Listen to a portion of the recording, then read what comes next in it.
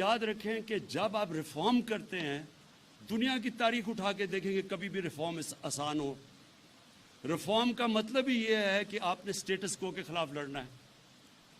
تو جب سٹیٹس کو کے خلاف آپ لڑیں گے، جو کہ کرپٹ نظام سے پیسے بنا رہا ہے، وہ آرام سے تو نہیں آپ کو موقع دے گا کہ آپ آ کے چینج کر دیں.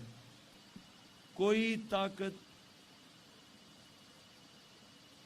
ہمیں ہرا نہیں سکے گی جب تک ہم اپنے نظریے کے اوپر کھڑے ہوں. ہم ہاریں گے تب جب ہم اپنے نظریے پہ کمپرومائز کریں گے. مجھے بھی کہا گیا کہ یہ نہ کرو، جس طرح اور بھی چیزوں کا. آج یہ جو ساری آپ کی اپوزیشن ہے، میرے لیے کتنا آسان ہے 5 سال گورنمنٹ کرنا. صرف میں نے ان کے 8-9 لوگوں کو یہ کہنا ہے کہ تم فکر نہ کرو، تمہارے کیسز ہم آگے نہیں بڑھنے دیں گے.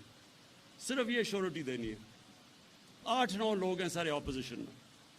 بڑے آرام سے ہماری زندگی گزر جائے گی، ہم بھی آرام سے چلیں گے. لیکن تب یہ پارٹی، یہ ہماری گورنمنٹ، ہم تب ختم ہوں گے جب ہم اپنے نظریے سے پیچھے ہٹیں گے.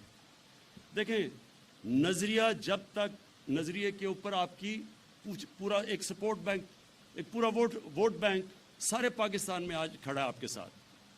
وہ آپ سے کوئی امیدیں لگا کے آیا ہے.